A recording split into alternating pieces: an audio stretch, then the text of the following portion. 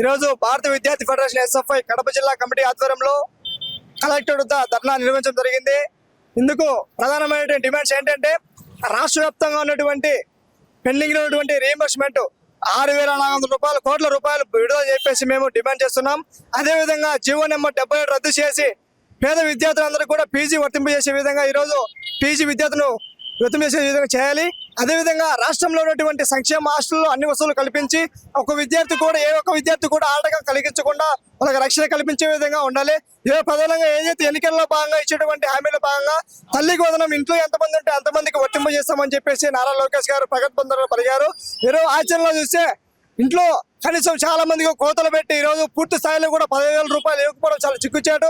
ఒక్కొక్కరికి 8,000 రూపాయలు 9,000 ఇవ్వడం చాలా దారుణం. పేరుకేమో మేము అధికారంలోకి వచ్చిన తర్వాత మేము అది చేస్తాం ఇది విద్యారంగ సమస్య పరిష్కరిస్తామని చెప్పేసి చెప్పడం జరిగింది.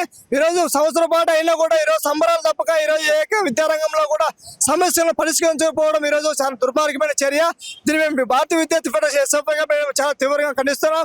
ఇప్పటికైనా పోతే ఏదైతే 2 నెలలు అవుతున్నా కూడా ఇంటర్మీడియట్ అయిపోయి ఈరోజు కనీసం డిగ్రీ అడ్మిషన్లు ప్రారంభించకపోవడం చాలా దుర్మార్గమైన చర్య. అదేవిధంగా డిగ్రీ విద్యార్థులకు కూడా రక్షణ కల్పించాలి. అదేవిధంగా మహిళలకు చాలా ఏదైతే రాష్ట్ర ప్రభుత్వం ఎన్నికల్లో భాగంగా రాష్ట్ర వ్యాప్తంగా ఉన్న మహిళలందరూ కూడా మేము ఎన్నికల్లో వచ్చిన తర్వాత అధికారంలో వచ్చిన తర్వాత మహిళలకు రక్షణ కల్పిస్తామని చెప్పి చెప్పడం జరిగింది. ఈరోజు ప్రధానంగా జరిగితే రోజుల వారిగా ఈరోజు మన జిల్లాలోని జమ్మలమడుగులో జరిగినటువంటి ఒక వైష్ణవ అమ్మాయిని లైంగిక దాడి చేసి చంపడం జరిగింది ఒక అమ్మాయిని. కానీ ఇంతవరకు రాష్ట్ర ప్రభుత్వం పోలీసు యంత్రాంగాన్ని యువతరం ఏ మాత్రం కూడా ఒక విద్యార్థిని న్యాయం చేసే విధంగా లేదు. ఇప్పటికైనా మేము తీవ్రంగా ఖండిస్తాం. అదేవిధంగా ప్రధానంగా ఈరోజు రాష్ట్ర వ్యాప్తంగా ఏదైతే అంశాలు ఉన్నాయో పరిష్కరించాలని చెప్పేసి మేము డిమాండ్ చేస్తున్నాం. ఈరోజు ప్రధానంగా ఎస్ఎఫ్ఐ ఆధ్వర్యంలో కలెక్టరేట్తో ధర్నా నిర్వహణ జరుగుతూ ఉంది. ఈరోజు ప్రధానంగా రాష్ట్రంలో నెలకొన్న విద్యారంగ సమస్యలు పరిష్కరించాలని చెప్పేసి ఈరోజు ప్రతి రాష్ట్రంలో ఉన్న అన్ని కలెక్టర్ వద్ద నిరసన కార్యక్రమం చేయడం జరుగుతూ ఉంది. ఈరోజు ప్రధానంగా రాష్ట్ర ప్రభుత్వం ఒకటే అడుగుతున్నాం.